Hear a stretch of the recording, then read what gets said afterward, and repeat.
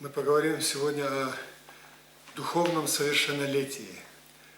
Это также можно назвать духовным отцовством или духовной зрелостью. Бүгін біздер менен рухи жетілгендікті, рухи аталық жөнді дағы қараймыз. Это можно также отнести к этому и духовное материнство. Бұл рухи енелікті да тиешелі болып айтсақ болады. Это возраст зрелости как в физическом мире, так и в духовном. Бұл денелік жаш қандай болса, рухи жаштағы ошондой. Когда человек становится совершеннолетним, то он созревает для новой роли, роли отца. Адам өсіп, жашы жағынан жетіліп қалғанда, ал аталық рөлді өзіне алады. В физическом мире сегодня очень мало отцовства. Денелік жақтан бүгінгі күнде аталық абдан аз. Сегодняшнее общество страдает от безотцовщины. Бүгінгі қоғам ошо аталар аз болғандықтан ошончолук азап чегип келет. Дети, вырастающие без отца, у них вырабатывается дефицит, определенный дефицит. Атасыз өскөн балдардын кандайдыр бир 7 жашоосунда жетишсиздиктен кыйналып келишет. Часто дети, выросшие без отца, не могут потом, или им трудно потом быть самим отцами. Көпчүлүк учурда атасыз өскөн балдарга кийин өздөрү үчүн ата болуу абдан кыйын. Но точно так же и в духовном мире сегодня мало отцов духовных и матерей. Ошол сыяктуу эле бүгүнкү күндө руханий дүйнөдө дагы ошондой ата жана энелер аз.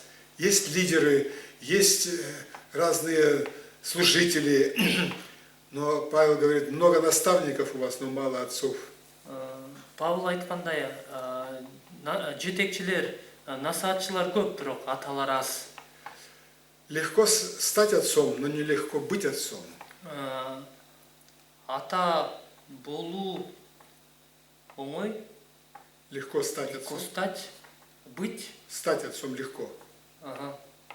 Стать отцом. Ата деп аталыш оңой, бирок ата болуу кыйын. Быть трудно. Ата болуу кыйын.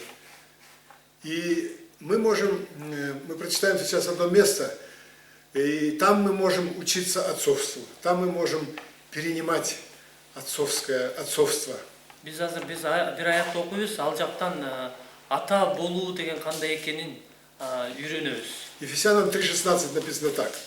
Эфестиктер 3:16 мындай деп жазылган. Для сего преклоняю колени мои перед Отцом Господа нашего Иисуса Христа, от которого именуется всякое отечество или отцовство на небесах и на земле. Да даст вам по богатству славы своей крепко утвердиться духом его во внутреннем человеке.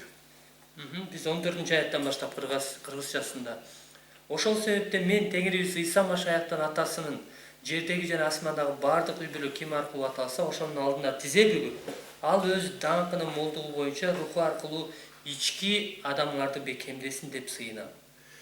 Не существует профессии отца. Ата деген кесип болбойт. Где можно научиться, в каком институте можно научиться отцовству? Аталыкка кайсыл институтта окуп үйрөнүүгө мүмкүн? Таких заведений нет. Мындай окуу жайлар жок. Отцами становятся. Ата болушат. И отцовство приходит от взаимоотношения с отцом. Аталык бул ата менен болгон мамиледен келип чыгат. Мы сознательно или несознательно копируем своих отцов. Биз түшүнүп же түшүнбөй өз аталарыбызды туурайбыз. Как физически, так и духовно. Денелик дагы, рухий жактан дагы.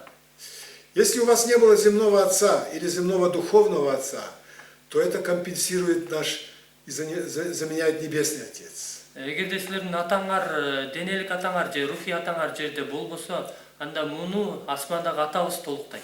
От него начинается всякое отцовство и на небесах, и на земле. Ал аркылуу асмандагы да, жердеги да бардык аталык иш башталат. У моего отца рано не стало отца.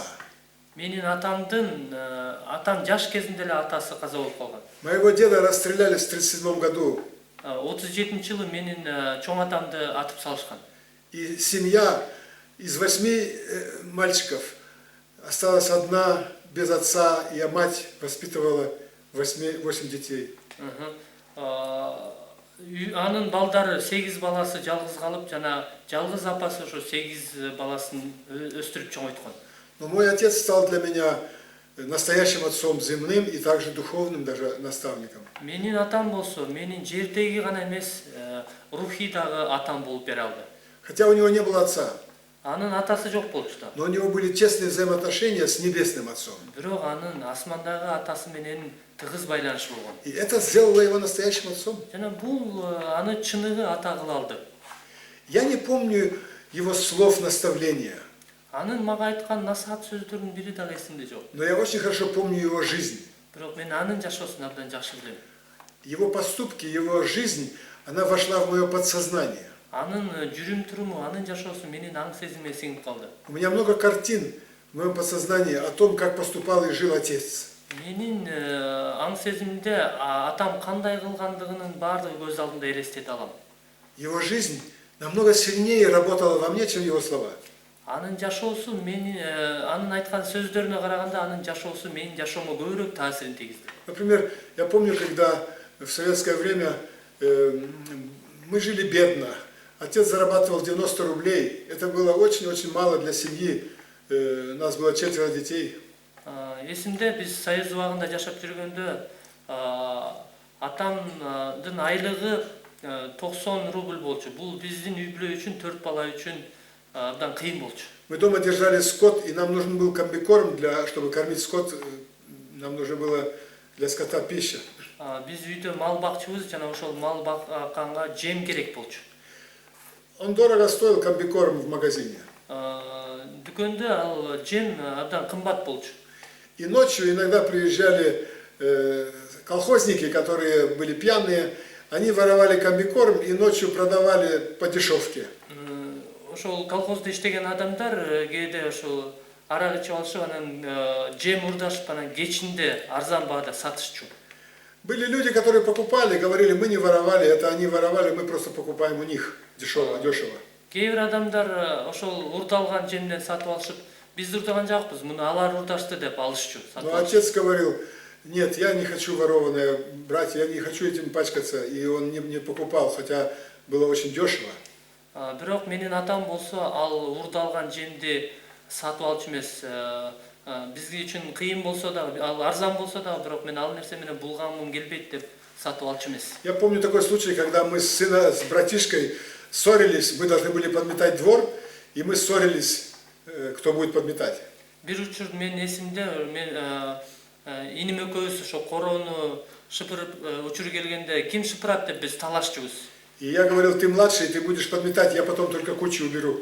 Мен айтчумун, сен кичүү болгондуктан сен шыпыр, андан кийин мен чогулган мусорду гана алып ыргытып коем. Но он не хотел, и мы ссорились. Бирок ал аны каалаган жок, жана биз ошо талашып. Отец слышал это.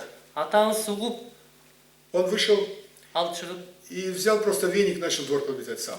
жана ошо шыпыргыны колубуздан алып, ал короону шыпырып баштаган. Мы, конечно, нам плохо, стыдно стало, мы забрали у него веник и без слов начали оба подметать. Ошентип биз уялгандыктан анын колунан шыпыргыны алып, анан өзү шыпырып баштадык. Отец мог бы выйти с ремнем и нас наказать, и мы бы очень быстро начали бы двор убирать. Атабыз илгич менен чыгып бизди жазалап койсо, биз бат эле шыпырып баштамакпыз.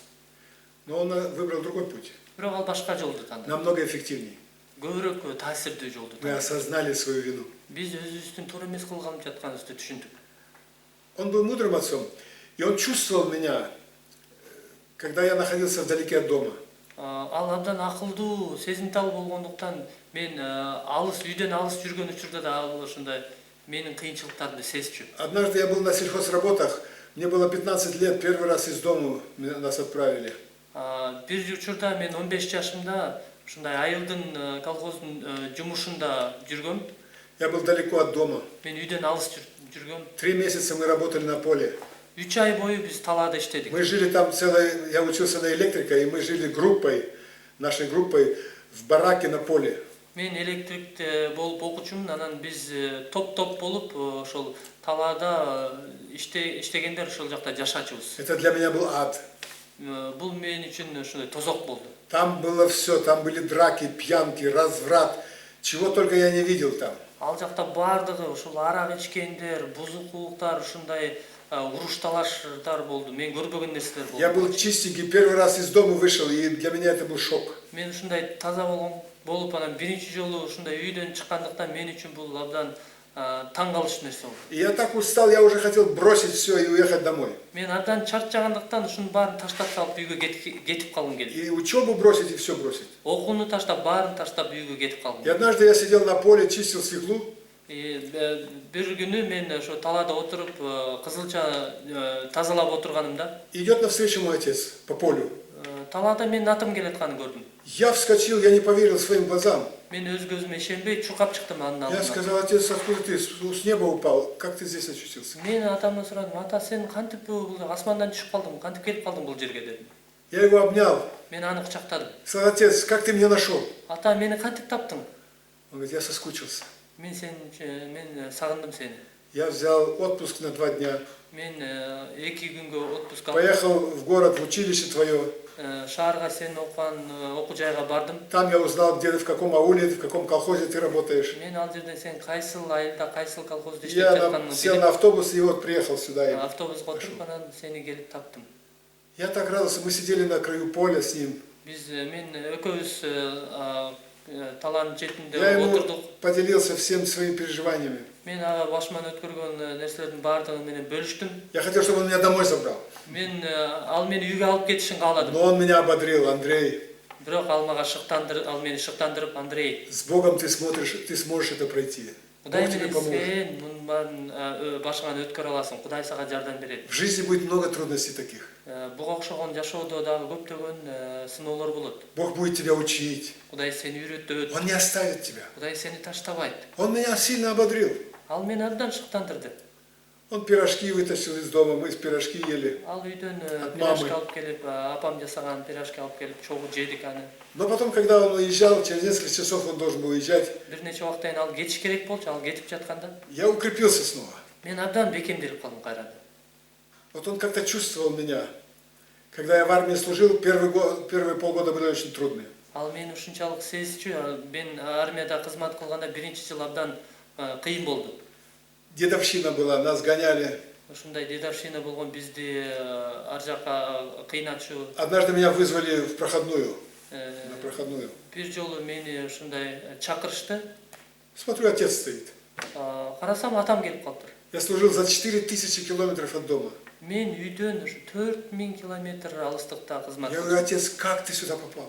Мен ата, кантип сен бул жакка келип калдың деп сурадым. Я хотел тебя видеть. Мен сени аябай көргүм келип жаткан болчу. Я чувствовал, что тебе нужна поддержка. Атам айтты: мен сездим сага ушундай шыктандыруу керек экендигин. Я благодарен моему отцу очень. Мен өз атама абдан ыраазымын. Он уже у Бога, он уже на небе. Ал азыр Кудайда, асманда. Но я всегда буду помнить эти картины, еще много других картин о его жизни. Мен ушул сыяктуу көптөгөн анын иштерин элестете алам, эстей алам. Один пункт еще очень важный, чтобы нас почитали дети наши. Биздин балдарыбыз бизди урматташ үчүн дагы бир маанилүү нерсе. Сперва мы должны почтить своих отцов и матерей. Алгач биз өзүбүздүн ата-энебизди урматташыбыз керек. Даже если они неплохо себя ведут, даже если отец пьет, даже если мать неправильно себя ведет, даже родители, если поступают грубо, все равно надо нам их почитать. Керек болсо биздин ата-энелерибиз дагы туура эмес иш кылып, атабыз ичип, же апабыз ушундай туура эмес нерселерди кылып жатса дагы биз аларды урматташыбыз керек. Как мы можем почтить родителей? Кантип биз өз ата-энелерибизди урматтайбыз? Я как-то написал письмо матери и отцу, не письмо, а открытку им написал. Мен бир кезде өз апама ушундай кат жаздым. Я написал: мама, я благодарю Бога за тебя, что ты у меня есть. Мен жаздым: апа, мен Кудайга сиз үчүн ыраазычылык келтирем. Ты меня научила музыке. В детстве ты меня учила музыкальным инструментам, играть на музыкальных инструментах. Жаш кезимде сиз мени музыкалык аспаптарда ойногонду үйрөттүңүз. Ты меня научила плавать. Сиз мени сууга сүзгөндү үйрөттүңүз. Ты меня привела к Иисусу, молилась со мной, когда я покаялся. Сиз мени Исага алып келдиңиз. Мен тобо болгондо сиз менен бирге чогуу сыйынгансыз.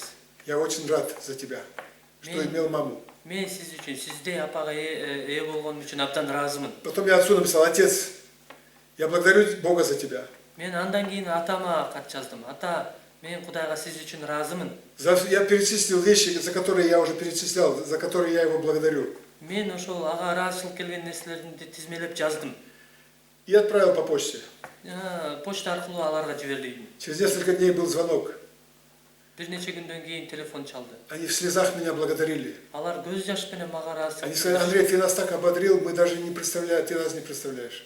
Андрей, сен бизди канчалык шыктандырганыңды даже керек болсо элестете албайсың. До сих пор стоит открытка у матери в серванте. Ушул күнгө чейин ошол кат апамдын ошо сервантында турат. Может, нам надо напрячься немножко, чтобы вспомнить, что-то хорошее же все-таки было с отцом и с матерью. Балким биз ата энебиз менен болгон кандайдыр бир жакшы нерселерди эстеш үчүн мындай аракет кылышыбыз керектир. Скажите им об этом. Аларга айткыла бул ыраазычылыгыңарды. Все равно что-то хорошее было. Баары бир кандайдыр бир жакшы нерсе болгондур. Так мы почтим своих родителей. Ошол аркылуу биз өз ата энебизди урматтай алабыз. Теперь, как становится отцом, значит, совершеннолетний он становится отцом, да? Эми баралына жеткен адам ата боло алат. Я хочу это вперемешку говорить. И физический отец, и духовный отец. Мен бул денелик ата менен рухий атаны аралаштырып, салыштырып айткым келет. Библия говорит о том, что верующие, они долго остаются младенцами, хотя по возрасту уже должны быть совершеннолетние. Жазууда убакытка салыштырмалуу алар ата болуп калыш керек эле деп жазылат. Бирок алар дагы эле балдар.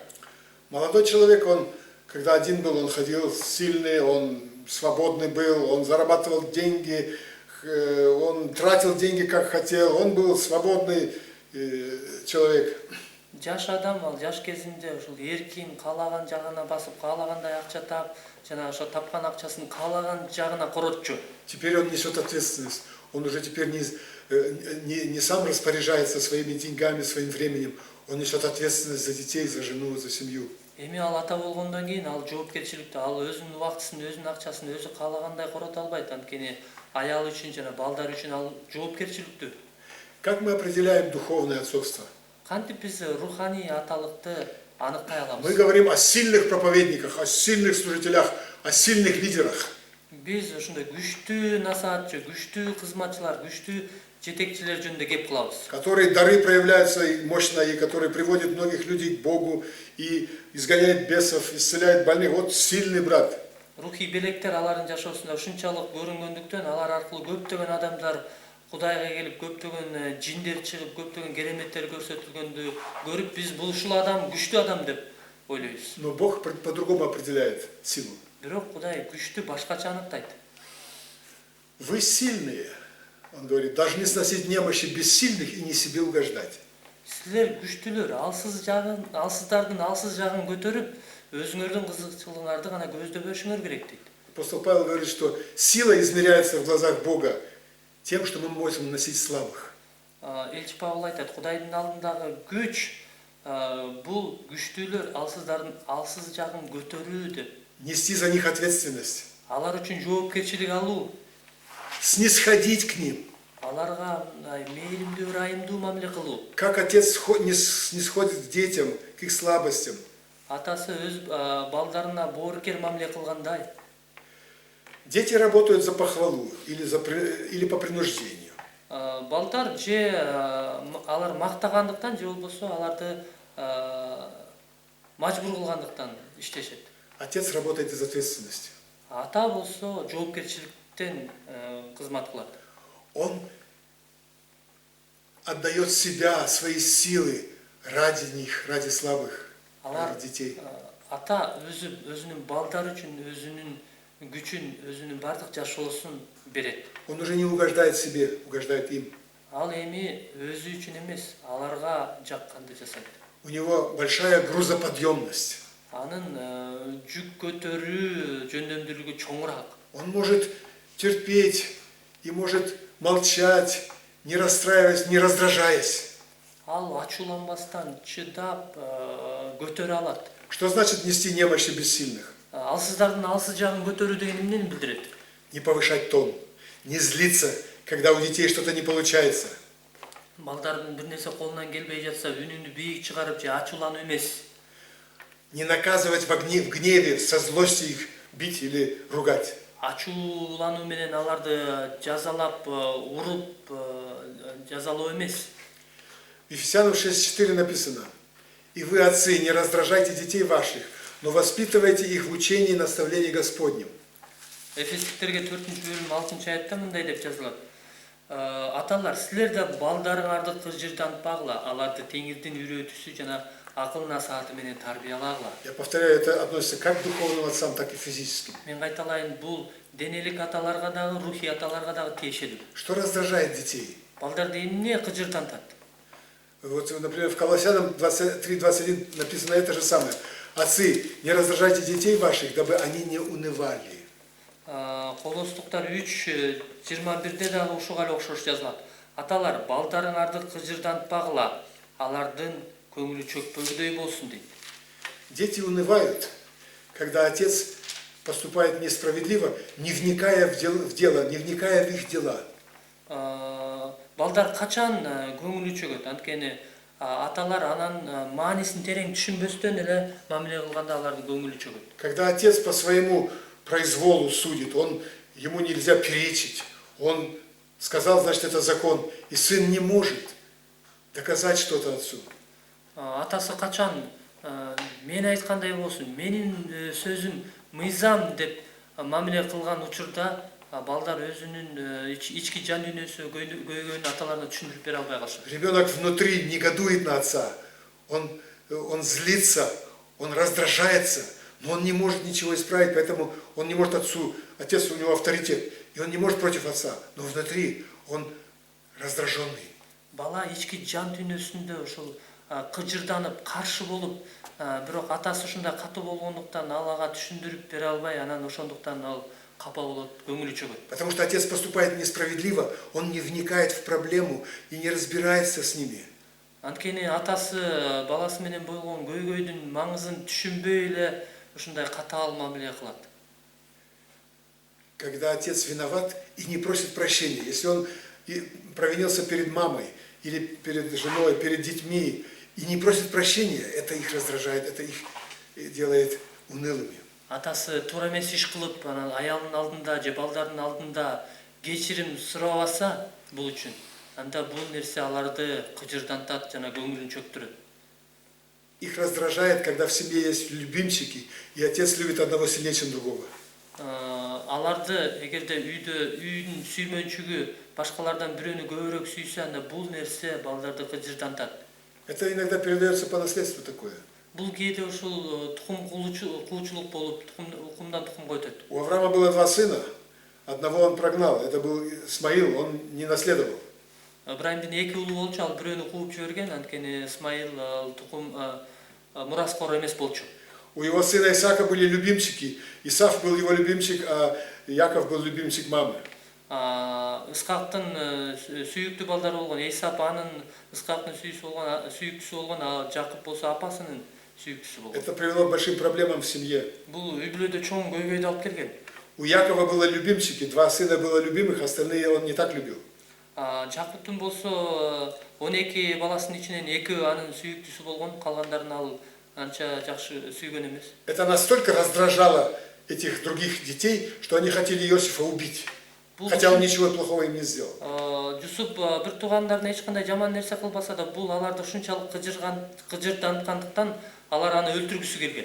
Это очень раздражает детей, если несправедливые отношения. Бул акыйкатсыз мамиле болсо, анда бул балдарды абдан кыжырдантат.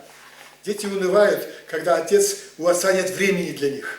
Атасынын балдар үчүн убактысы жок болсо, убакыт бөлбөсө, бул балдарды кыжырдантат. Он только зарабатывает деньги, думая, что детям нужны деньги, нужно им все одеть, обуть, все дать, все, что они хотят получить, чтобы они получили. Ал ойлойт, балдарга акча керек, ошондуктан иштеш керек, аларды кийинтип ичинтиш үчүн деп, ошондон акча менен эле алек болуп калат. Детям не нужны деньги, им нужен отец, они хотят с ним в футбол поиграть. Балдарга акчанын кереги жок, аларга ата керек, ошондуктан алар атасы менен футбол ойногусу келишет. Когда служитель отец, он для всех людей находит время, только не для своих, это их раздражает. Кызматчы бардык нерсе үчүн, бардык башка адамдар үчүн убакытта, бирок балдар үчүн убакыт бөлбөсө, анда бул балдарды абдан кыжырдантат. когда отец религиозный, когда он в церкви такой, а дома совсем другой. Качан ата эки жүздүү болуп, жыйында башка, ал эми үйдө башка болсо, анда бул дагы балдарды кыжырдантат. Один пастор перед собранием, перед тем, как ехать в церковь, он сильно с сыном поругал сына и сильно его обличал, и сильно с ним поссорился, или как бы его сильно отругал. Бир кызматчы койчуман, ал кызматка жыйынга сөз айтардан алдында өз баласы менен абдан урушуп, аны ашкерлеп, анан экөөнүн ортосунда андай чоң көйгөй болгон. Во время проповеди он увидел вдруг лицо своего сына в зале. Сөз айтып жатканда ошо залдан ал өзүнүн баласынын жүзүн көрүп калат. Ему стало плохо. Ал абдан өзүн жаман сезет. Он не мог больше дальше проповедовать. Ал андан ары сөз айта албай калат. Он остановился и Бог говорит, что делать? Что мне делать? Анан ал Кудайдан сурайт. Кудай, эмне кылайын? А Бог говорит, ты знаешь, что делать? Кудай айтат, сен Ты билесиң. хорошо знаешь. Сен абдан жакшы билесиң. И он встал и кончил проповедь, остановил, пошел к сыну перед всеми и извинился перед ним и покаялся. Ал сөз айтканын токтотуп, анан элдин алдында, ушу баласынын алдына барып, анан кечирим сурап, анан Они обнялись, алар кучакташып, и он продолжил потом свою проповедь. жана андан ары ал Кудайдын сөзүн, насаат сөзүн айткан. Дети очень легко прощают своих отцов. Балдар өз атасын абдан жеңил эле, оңой эле кечиришет. Если отец искренен, их не надо 2 раза просить. Эгерде атасы чын жүрөктөн кечирим сураса, аларды эки жолу кечирим суроонун кереги жок. Еще одно качество отца, что он может нести слабости и недовольство или ропот жены и детей. Атанын дагы бир жакшы сапаты, ал өзүнүн аялынын, балдарынын ушул алсыз жагын, ушу нааразычылыгын көтөрө алат. Вечером он приходит с работы усталый. Кечинде ал жумуштан ушундай чарчап келсе дагы, Но он еще грузоподъемный, он может еще много груза нести. бирок ал дагы эле ошондой көптөгөн жүктөрдү көтөрө алат. Жена выражает свое недовольство, нервничает, дети кричат. И она говорит, я устала, целый день с ними вожусь, и столько дел всяких. Аялы болсо нааразы болуп, мен чарчадым, кечке балдар менен жүрөм, жана башка жумуштар толтура деп нааразы болот. Отец, если он только по названию отец, он говорит, оставьте меня, я устал, идите все к маме, оставьте меня, я не хочу, я устал, сядет на диван и смотрит телевизор. Эгерде ата ал чыныгы ата болбосо, анда ал мен чарчадым, мен эс алдыргыла жаймабай болочу деп баардыгын урушуп, анан өзү жалгыз телевизордун маңдайында отуруп калат. Так же и в церкви бывает, Жыйында да ушул сыяктуу болот. когда нет отцов. Аталар жок болсо, Отец, он приходит и приводит с собой мир. Он успокаивает всех, обнимает всех, хвалит жену. Жена, ты свали все на меня, я сейчас пришел домой, я все справлю, я сейчас ужин сделаю. Не волнуйтесь, отдохни немножко, я с детьми займусь. чыныгы ата болсо, ал жумуштан келгенден кийин баарын тыштандырып, эс алгыла, мен азыр тамак жасап берем, же балдар менен мен убакыт өткөрөм деп ушу баардыгын тыштандырат, эс алат. Он не спихивает с себя, он не спихивает с себя ответственность. Ал өзүнүн жоопкерчилигин башкаларга жүктөбөйт. Когда однажды спросили Авраама Линкольна, это президент Америки, в чем заключается успех его руководства? Бир кезде ошо Американын президенти Авраам Линкольндан сурашканда, анын ийгилигинин сыры эмне деп сурашканда, Он указал на корзину, на надпись на двери своего кабинета. ал өзүнүн бөлмөсүнүн эшигиндеги жазууга көрсөткөн. Там было написано, корзина остается здесь. Ал жакта мындай деп жазылып турган, корзина бул жакта калат. У американцев такая поговорка, передать корзину дальше. Американецтерде мындай макал бар, корзинаны андан ары өткөрүп берүү. То есть я не виноват, вину сваливать на другого. Мен күнөөлүү эмесмин, күнөөнү башкага жүктөө. Адам передал корзину Еве, я не виноват, она соблазнила. Адам болсо корзинаны обого өткөрүп берген. Мен күнөөлүү эмесмин, ал күнөөлүү деп. Ева передала корзину змею. Обо корзинаны жыланга өткөрүп берип, ал күнөөлүү деп ошондой. Когда отец передает корзину на жену и на детей, это не отец. Качан атасы ошол корзинаны аялына, балдарына өткөрүп берсе, бул ата эмес. Отец нации сказал, корзина остается у меня, последняя инстанция. Пусть все сваливает, я несу последнюю ответственность. ошол өлкөнүн атасы ал айткан, казина бул жакта калат, бул жактан чыкпайт. Менде калат. Точно такое же картина и в духовном мире. Ушул сыяктуу эле көрүнүш руханий дүйнөдө дагы көрүнөт. Духовный отец не сваливает вину на других, он берет вину на себя. Руханий ата, рухий ата жоопкерчиликтерди башка бирөөгө жүктөбөйт, ал жоопкерчиликтерди өзүнө алат. Духовный отец не осуждает, а ходатайствует. Руханий ата айыптабайт, тескерисинче арачылык кылат. Если видит брата согрешающего, он не осуждает, а ходатайствует за него. Эгерде күнөө кылып жаткан бир тууганды көрүп калса, ал аны айыптабайт, тескерисинче ал үчүн арачылык кылып сыйнат. Мудрый отец доверяет молодым, доверяет детям что-то делать. Акылдуу ата жаштарга, балдарга ишенип бир жоопкерчиликти тапшырат. Он не видит в детей конкурентов. Ал балдардан кандайдыр бир конкурентти көрбөйт. Лидер часто видит конкурентов, если кто-то молодые, лучше его начинают проповедовать, лучше его начинают трудиться. Лидер ар дайым кандайдыр жаш адамдар андан да жакшыраак сөз айтып кызмат кылып баштаса, ушундай атаандаштыкты көрүп баштайт. Отец радуется, когда дети становятся больше него и дальше него достигают большего, чем он достиг. Отец только радуется. Ал эми ата болсо тескерисинче, анын балдары андан дагы жакшыраак иштерди кылып, жакшы нерселерди кылып баштаса, анда ал тескерисинче кубанат. Он дает им что-то делать, даже если дети гвозди не умеют забивать и по пальцам бьют или там пилой неправильно отпилят, все равно отец дает им, научишься, он дает им, он не забирает у них, он дает им что-то делать. Атасы эгерде балдары туура эмес мык кагып атса же ара менен туура эмес кесип атса дагы ал колунан аларды тартып албайт, бирок ушинтип үйрөнөсүң деп аларга ишенип тапшырат. Он их не гасит, не критикует, он наоборот ободряет, ты молодец. Аларды сынабайт, сын такпайт, аларды баспайт, тескерисинче аларды шыктандырып, азаматсың деп шыктандырат. Мудрый отец покрывает их недостатки, он терпелив и снисходителен. Акылдуу ата болсо алардын кемчиликтерин жаап, чыдамдуулук менен аларды көтөрөт. Отец не использует своих детей для своих целей, но отдает себя и все, что у него, чтобы проявились и поднялись дети.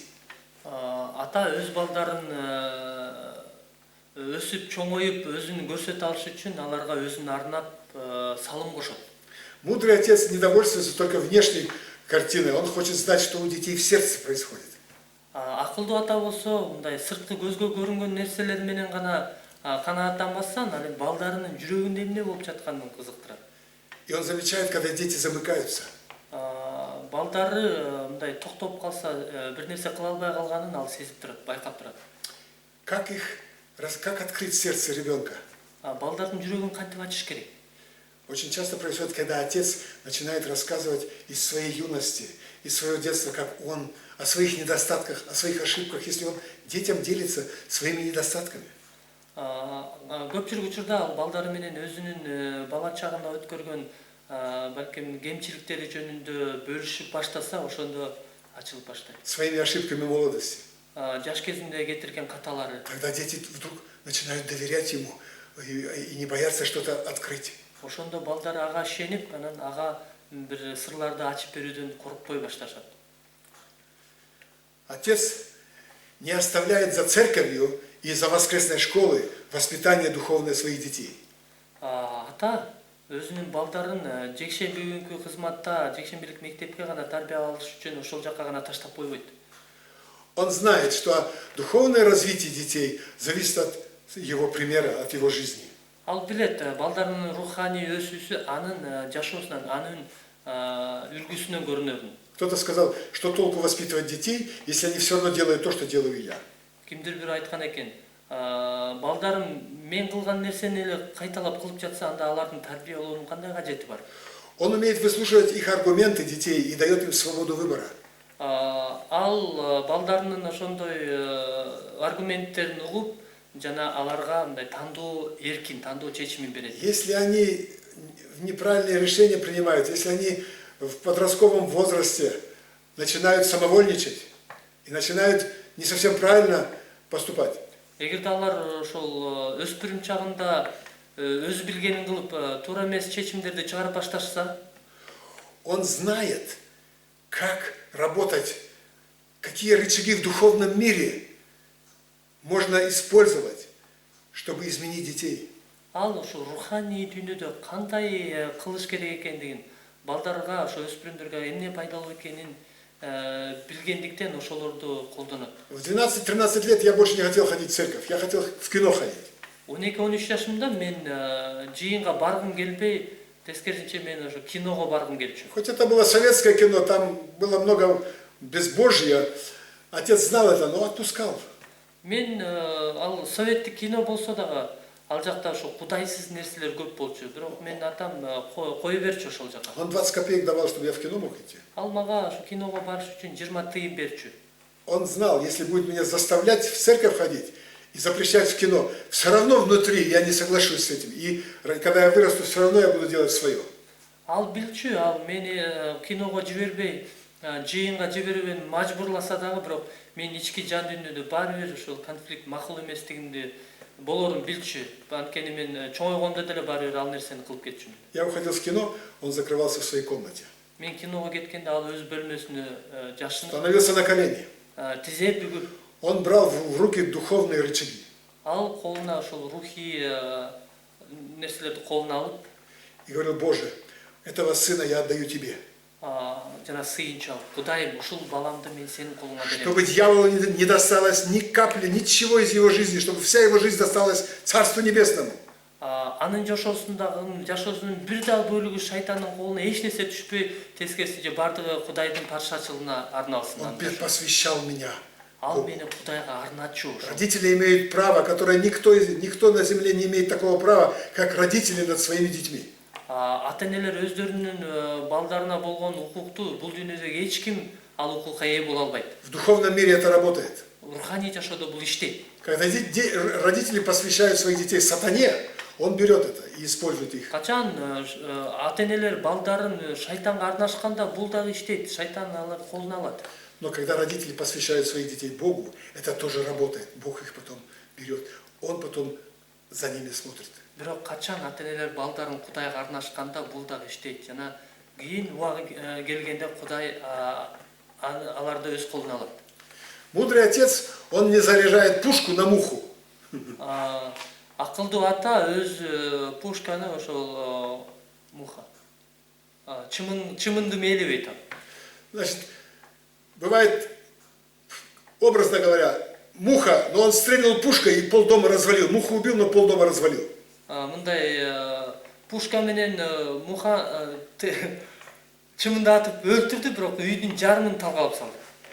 Вот часто какая-то мелочь, но отец такой скандал поднимет за это, что расстроит весь дом, всю семью расстроит. Хотя это мелочь какая-то. Көпчүлүк учурда мындай айтканда ата ушундай кичинекей эле нерсе үчүн үй бүлөсүн капалантып, аялын, балдарын капалантат. Но иногда есть духовные вещи, которые не так видно, где очень много опасностей. Там он должен не рогаткой стрелять в танк, не камчой бить танк. Там надо оружие мощное. Бирок руханий дүйнөдө кээ бир ушундай нерселер болот. Ошол учурда ата ал танканы камчы менен же болбосо рогатка менен эмес, ошол жактан чоң курал менен атыш керек. Он знает стих, он знает эту истину. Наша война не против плоти и крови, но против духа злобы поднебесной. Ал бул аятты билет. Биздин күрөшүбүз адам баласына эмес, бирок асман астындагы жаман рухтарга каршы экен деген аятты билет. У него большое сердце для тех, кого доверили ему. Бог доверил мне этих детей, этих духовных детей, и у него большое сердце, большая милость к ним. Кудай ал балдарды, ал рухий балдарды ага бергенин түшүнүп, анын жүрөгү ушунчалык чоң болуп, аларга ушундай мээримдүү мамиле кылат. Вот давайте прочтем 1 Фессалоникийцам 12. Там Павел, как отец, говорит, 1 Фессалоникийцам 2:12. Потому что вы знаете, как каждого из вас, как отец детей своих, мы просили и убеждали и умоляли поступать достойно Бога, призвавшего вас в свое царство и славу. Келе ушу Павлдын айтканын 1 Тессалоникалыктарга 2 бөлүм 11-12де айткан сөздөрүн карайлы. Анткени өзүңөр билесиңер, силердин араңарда, силердин ар бириңерге атасы балдарына кылгандай мамиле кылдык. Силерге кайрат берип, силерди сооротуп, силерди өз патшачылыгына жана даңкына чакырып алган Кудайга татыктуу жашашыңарды өтүндүк дейт. И еще раз 1 Фессалоникийцам 2:7. Там написано: «Мы могли явиться с важностью, как апостолы Христовы, но были тихи среди вас, подобно как кормилица, как мать нежно обходится с детьми своими». Ошол эле 1 Тессалоникалыктарга 2:7 мындай дейт. Машаяктын элчилери катары силерге саламаттык менен келсек деле болмок. Бирок биз баласын бөпөлөгөн энедей болуп силерге жумшак мамиле кылдык дейт. Это говорит отец, это говорит духовный отец и духовная мать. Бул сөздөрдү руханий ата, руханий эне айтып жатат. Как узнать отца, как узнать мать? Кантип атаны, кантип энени билсек болот. Вот женщина ходит с ребеночком на руках, ласкает его, целует его, думает: вот хорошая мать у этого ребенка. Энеси баласын өз колунда алып, мындай бөпөлөтүп, сылап, өпкүлөп жүрөт. Мына ушуну эне деп айтабызбы? Но вдруг этот маленький ребенок рыгает, он, как у детей бывает, они покушают, потом рыгает и обрыгала всю эту женщину. Бирок бул кичинекей бала туруп эле ушундай ыйлап, боздоп баштайт. И тогда она: возьмите его, где мама, где мама? Оказывается. Ошондо анан тиги аял болсо, мына аллачы кана, апасы кана деп баштайт. Она не мама. Көрсө ал апасы эмес. Когда ребенок хорошо смеется, она как мать выглядит. Кичинекей бала ушунчалык кубанганда ал баласы катары көрүнөт. Ну а когда его обкакает, когда его обрыгает, вот тогда видно, она мать или нет. Качан ал ушундай боздоп, анан ушундай булгап салса, сейип чечип салса, ошондо көрүнөт ким энеси экени. Когда ребенок отца обкакает, вот тогда видно, будет отец его бить, или будет его мыть, и мать будет его чистить с любовью, не будет кричать и расстраиваться. Качан ушу кичинекей бала ошол чечип койсо, ошол учурда атасы аны уруп жазалайбы же анын жууп тазалап ошондой мамиле кылабы? Когда твои члены церкви тебя обрыгают, тебя опозорят, тебя оклевещут и тебя обкакают, тогда будет видно, ты папа, ты отец действительно духовный или нет. Или ты сразу хочешь их наказывать и их выгонять. Качан сени ошол жыйын мүчөлөр арганда айыптап, соттоп, жаман нерселерди кылышканда, ошондо сен кандай мамиле кыласың? Аларды жазалап мамиле кыласыңбы же атасы балдарына мамиле кылгандай мамиле кыласың? Ошондон көрүнөт сен ата экениңди же ким экениң. Это отцовство ты научишься только у небесного Отца. Бул аталык мамилени сен бир гана ошо асмандагы атаңдан үйрөнө аласың. Иисус показал нам сердце Отца. Иса бизге атанын жүрөгүн көрсөттү. Ты будешь как отец блудного сына. Если даже сын не пойдет путями Божьими, ты будешь ждать и ходатайствовать, молиться за него. Ошол учурда сен баласы атасын таштап кеткенде атадай болосуң.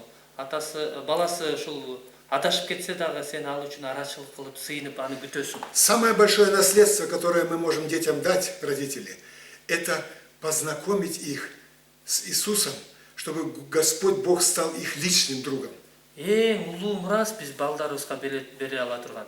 Бул аларды Иса менен тыгыз мамиледе болууга үйрөтүү. Иса алардын теңири кожоюн экенин үйрөтүү. Дети часто, или обычно дети, они подражают родителям, и они ходят в церковь, они верующие, но потом наступает момент, когда у них начинает колебаться вера, и сомнения приходят, когда они вырастают. Көпчүлүк учурда балдар ошо ата-энелерин ээрчип жыйынга барышат, кызматчы болгондой көрүнөт, бирок алар чоңойгондон кийин анын жашоосунда ушундай титирөө, алар бир тандоого туш болушат. Иногда они должны пройти очень глубокие пути, даже падения, может быть, очень тяжелые времена, пока они не придут к сознанию и к познанию личного, познанию Бога. Алар ушундай бир жолдорду басып өтүш керек, кээ бирде ушундай татаал, кыйын жолдорду басып өтүш керек. Ошол аркылуу алар жеке Кудайды өздөрү жеке таанып билиши керек, ошол кырдаал аркылуу. Когда Иисус встретился с самарянкой, она потом побежала в город и рассказала людям, что Иисус там, Мессия пришел там, и потом они его позвали к себе. Качан ошо самариялык аял Иса менен жолукканда ал ошол шаарга чуркап барып, ал Машаяк менен жолуккандыгын айтып берип аларга, жана аларды Исага элчитип келген. И когда они с ним познакомились, когда он побыл несколько дней там, Качан алар ошол шаардын эли Иса менен жолугуп, Иса алар менен бир нече күн болгондон кийин они говорили женщине той: алар ошол самариялык аялга айтышты. уже мы не по твоим словам веруем. Эми биз сенин сөзүң боюнча эле ишенип жаткан жокпуз. Мы сами с ним встретились и узнали, что он Мессия. Биз өзүбүз аны менен жолугуп, жана анын Машаяк экенин таанып билдик. Должен прийти пункт в жизни наших детей, Биздин балдарыбызда ушундай бир бөлүк болуш керек. когда они нам скажут: не по твоим словам мы веруем, мы сами пережили Бога и сами узнали Его. Биз силердин сөзүңөр боюнча эле ишенип жаткан жокпуз, бирок эми биз өзүбүз Кудайды таанып билип, өзүбүз ага ишенип калдык. Тогда мы можем спокойно умереть. Ошондо биз тынч кете берсек болот. Мы будем знать, что наши дети знают того, кто их может сохранить, куда они могут убежать в трудный час. Биздин балдарыбызды ким куткарып калаларын, кыйынчылыкта алар кимдин алдына барарын биз биле алабыз. Кто их поддержит, когда нас уже не будет. Биз жок болгон учурда аларды ким коргой алат, ким жардам бере алат, биз ошону биле алабыз. Это есть наследство, которое мы должны оставить детям. Бул биз балдарыбызга бере турган мурас. Наследство называется тесные взаимоотношения с Богом. Мурас бул Кудай менен тыгыз мамиле деп аталат. Это важнее, чем всякое материальное наследство, которое имеется на земле. Бул жер үстүндөгү бардык материалдык мурастан дагы маанилүү. Когда расстреляли моего деда, моя бабушка осталась одна с 8 сыновьями. Менин ошол чоң атамды атып салышканда менин чоң энем ошо 8 баласы менен жалгыз калган. Она много плакала. Ал көп жолу ыйлады. Целый год не слышно было песен. Она раньше много пела, потом целый год она не пела. Ал мурда көп ырдачы, бирок бир жыл бою эч кандай ыр чыкпай калды. Однажды Бог ей сказал в молитве: не плачь больше. Бир жолу Кудай алсыйнып жатканда Кудай ага: твой муж не вернется. Мындана болду, ыйлаба. Если ты перестанешь плакать, Сенин күйөөң келбейт. Эми сен ыйлаганыңды токтотсоң и доверишься мне, жана мага ишенсең, никто из твоих сыновей не погибнет. Сенин уулдарыңан эч кимиси өлбөйт. Они все спасутся и будут верующими. Алардын бардыгы өлбөйт жана ишенген адамдар болушат. Было трудное время. Абдан кыйын убакыт болду. Была война, была трудная армия, был голод. Согуш болгон, ушундай армиялык эмгек, ушундай ачарчылык болгон. Мой отец вместе со своим братом были в трудной армии, они пухли от голода. Менин атам ошо бир туугандары менен бирге ошол согушта ошо эмгектенип аябай ачкачылыктан кыйналышкан. Но вера матери держала их. Бирок апамдын ишеними аларды кармап турган. Она не могла им физически помочь. Апам аларга денелик жактан жардам берет. Но она знала того, кто им может помочь. Бирок аларга ким жардам бере аларын ал билген. Все они стали верующими служителями Божьими. Алардын бардыгы ишенген жана Кудайдын ишенимдүү кызматчылары болуп калышты. Это делает вера матери.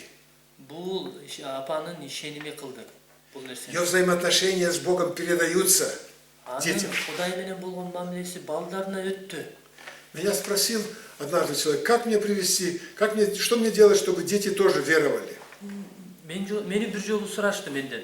Кантип мен өз балдарымды Кудайга алып келишим керек? Я спросил: если у тебя есть очень близкий друг, который очень близкие друзья, очень уважаете и любите друг друга, как ты думаешь, станет ли он другом всей твоей семьи? Мен сурадым: эгерде сенин ушундай эң жакын досуң болсо, аны менен аябай жакын мамиледе болсоң, кандай деп ойлойсуң? Ал досуң сенин үй бүлөңдүн да досу болобу? Конечно, он будет другом твоей семьи. Албетте, ал сенин үй бүлөңдүн досу дагы болот. Потому что твоя семья, ты не сможешь его отделить от твоей семьи. Это твоя жизнь, твой друг, он станет другом семьи твоей. Анткени сен өз жашооңду, өз үй бүлөңдү, өз жашооңдон бөлүп сала албайсың. Ал досуң сенин үй бүлөңдүн да досу болот. И дети будут бежать и радоваться. Дядя Ваня пришел, они будут прыгать на него. Балдар ушунчалык кубанып, Ваня байке келди деп ал келгенде чуркап чыгып тосуп чыгышат. Его не надо детей знакомить, они хорошо знают дядю Ваню. Балдарды аны менен тааныштырып керек жок. Балдар Ваня байкени жакшы билишет. Потому что он хороший друг отца. Анткени ал атанын жакшы досу. Я говорю, если Иисус будет твоим близким другом, эгерде Иса сенин эң жакын досуң болсо, не надо тревожиться. анда тынчсызданып кереги жок. Он станет близким другом всей твоей семьи. Ал сенин үй бүлөңдүн эң жакын досу болот. Это будет автоматически. Бул Без автоматтуу напряжения. болот, эч кандай кыйынчылыксыз. Поэтому Отец, Он сам преобразовывается в характер Христа в нем, и Он передает его дальше. Ошондуктан ата өзү ошол Иса Машаяктын мүнөзүнө ээ болуп өзгөрүлүп, жана ошону башкаларга өткөрүп берет. Он сможет мыть ноги своим детям. Ал өзүнүн уулдарынын бутун жууй алат. Он будет любить не словом, а делом. Ал сөз менен гана эмес, бирок иши менен дагы сүйө алат. И духовное отцовство, оно включает в себя все эти пункты, эти элементы земного отца. Жана руханий атачылык бул жердеги аталык менен аталыктын бардык бөлүктөрүн өзүнө камтыйт. И он очень хорошо понимает, что он передает не знание, он передает жизнь своим детям, свой образ жизни передает. Ал ошо өзүнүн жашоосу менен балдарына билимди гана эмес, бирок ушул жашоо образы менен ошол жашоону балдарына өткөрүп берип жатканын түшүнөт, жакшы түшүнөт. И это самое главное, в чем нуждаются дети, как духовные, так и земные. Бул ошо руханий дагы жана жердик дагы балдар муктаж болгон эң маанилүү нерсе. Пусть его характер, его отцовское сердце передается нам из взаимоотношений с отцом. Анын аталык мүнөзү, аталык табияты бизге ошо атабыз менен тыгыз мамиледен бизге өтсүн. Аминь. Аминь.